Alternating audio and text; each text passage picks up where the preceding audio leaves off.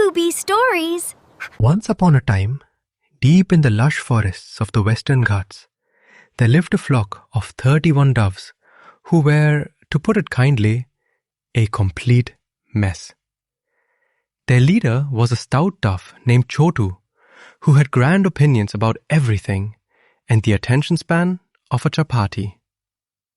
His second in command was Moti, a plump, philosophical dove who spent most of her time sitting on a branch thinking deep thoughts like, what even is a branch?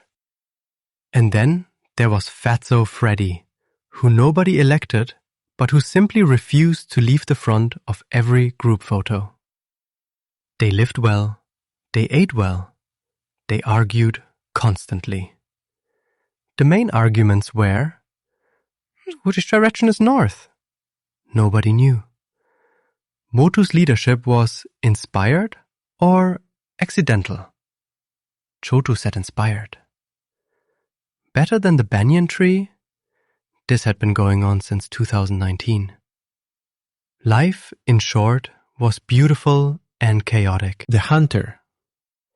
His name was Bahadur Singh, but everyone in 3 villages called him Big Mustache, because his mustache had its own gravitational pull. It arrived in a room approximately 2 seconds before he did.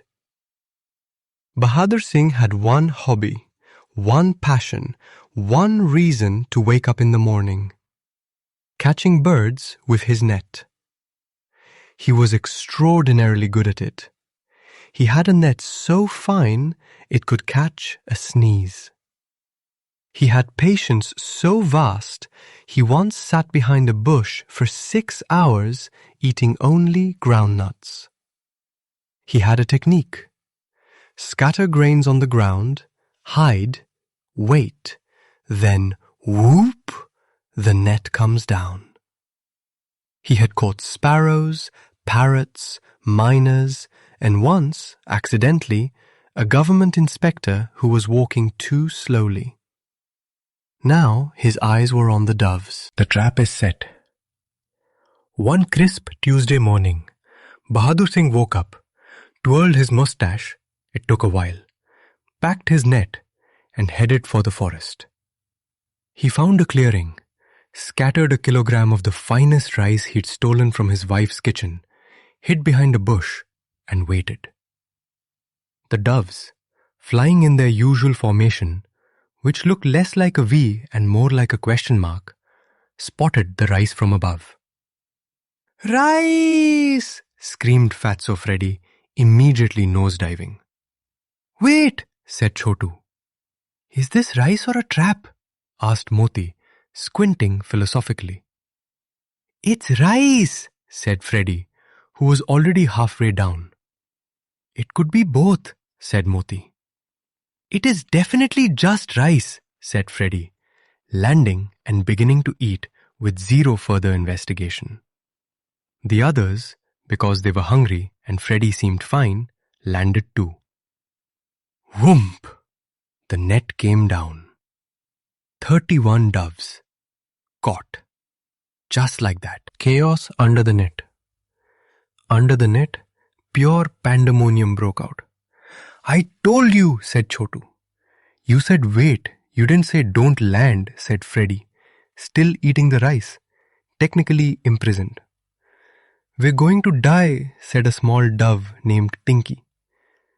"We're not going to die," said Moti calmly. "How do you know?" said Pinky. "I don't," said Moti. "But panic seems premature." From behind the bush, Bahadur Singh rubbed his hands together, his mustache quivering with excitement.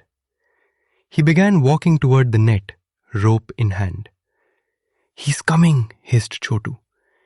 "Everyone, flap, individually, now!" 31 doves began flapping in 31 different directions. The net bounced. It shook. It went absolutely nowhere. 3 doves accidentally flapped into each other. Freddy kept eating. "This isn't working!" shrieked Chotu.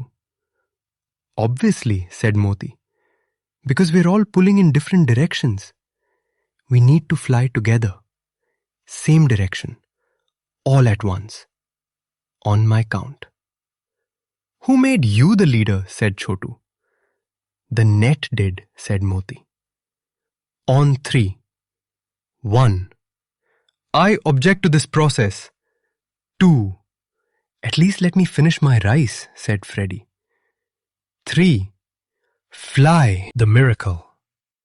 31 doves flapped their wings simultaneously in the same direction with the same force. The net, the very net that Bahadur Singh's father had gifted him, the net that had caught 200 birds, the net that had once grounded a large kite, lifted off the ground. Slowly, then faster, then with the majestic, ridiculous, glorious energy of 31 birds who very much did not want to become dinner, it flew. Bahadur Singh stopped walking. He stared. His mustache drooped slightly in disbelief. The net, his net, with 31 doves inside it, rose above the clearing, above the trees, and disappeared over the horizon.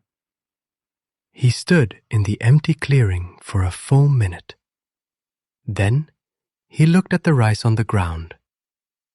Then he sat down next to it and ate some, because it had been a long morning. Meanwhile, up in the sky. This is amazing, screamed Freddy, rice still in beak. Don't celebrate yet, said Moti. We need to land somewhere and get this net off.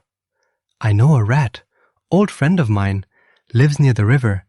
He'll chew us free. A rat? Said Chotu. We're going to ask a rat for help? A rodent?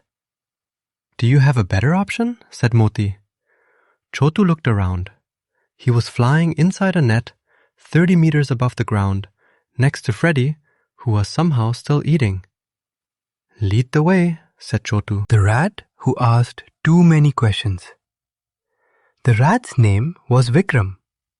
He lived in a hole by the river and fancied himself an intellectual. When the net full of doves landed in front of his hole with a tremendous thwomp, he emerged slowly, put on his tiny glasses and said, Fascinating, a net, with birds inside.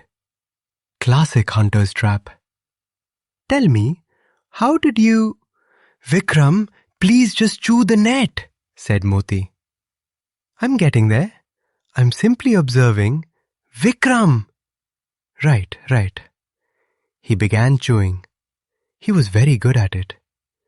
As he chewed, he freed Pinky first, then some others. Each time a dove was freed, they flew to a nearby branch and waited. For the first time in recorded flock history, nobody flew off immediately. Nobody argued about which branch. Nobody left. They waited for every single one of their flock. Even Fatso Freddy, who was freed second to last and who spent his waiting time narrating the experience to nobody in particular. When the last dove was freed, the entire flock erupted. Cooing, flapping, chaos, joy. Chotu landed next to Moti and said, with great dignity, Your plan worked. Our plan worked, said Moti. My leadership inspired everyone to follow your plan, said Chotu. Sure, said Moti. Back in the clearing. Bahadur Singh walked home at sunset, netless, birdless, and deeply confused. He told his wife what happened. She said, You lost your net to 31 doves? They worked together, he said, with a strange look of respect. Go wash your hands. Dinner is ready, she said. He twirled his mustache once, thoughtfully, and went inside. That night, Bahadur Singh had a dream. In it, 31 doves were carrying away his motorcycle. He woke up in a cold sweat and went to check.